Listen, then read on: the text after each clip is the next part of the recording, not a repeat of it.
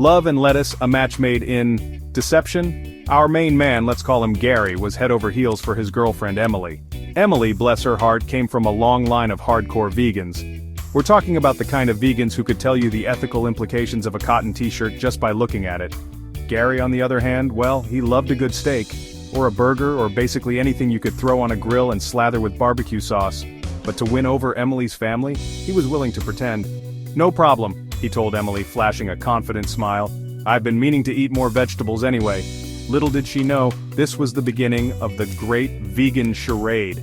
He studied vegan cookbooks with the intensity of a scholar preparing for a PhD defense. He learned the difference between tofu and tempeh. He even started using phrases like plant-based and cruelty-free with an alarming level of conviction. Emily was impressed. Gary was, well, mostly just hungry. Tofu turmoil, the family feast. Meeting Emily's family for the first time was like walking into a nature documentary.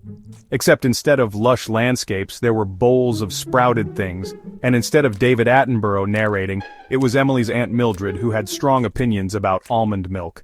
Gary navigated the minefield of meatless meals with surprising grace. He choked down lentil loaf with a smile, politely refused offers of nutritional yeast, and even managed to compliment Emily's dad on his homemade seitan roast, which tasted suspiciously like cardboard. He was convinced he was pulling it off. That is, until Emily's brother, Chad, a personal trainer built like a redwood tree, decided to test his commitment.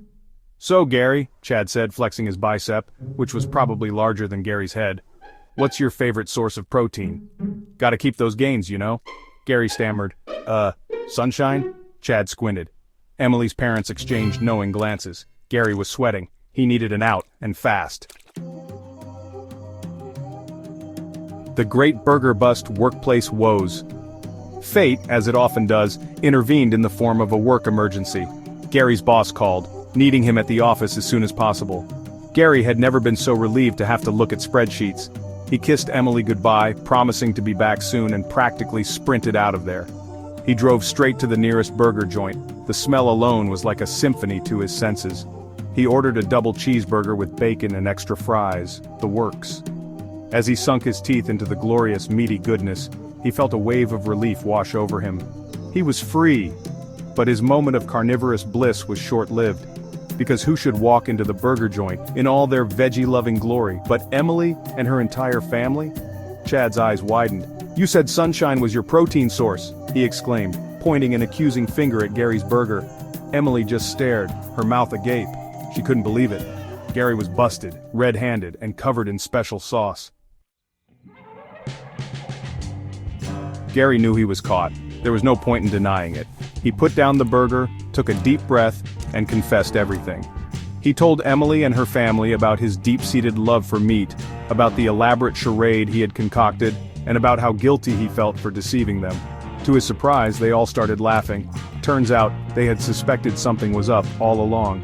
"Gary, honey," Emily's mom said, patting his hand, "we're vegan, not mind readers. And frankly, we were getting a little worried about your complexion. You looked like you needed a good steak."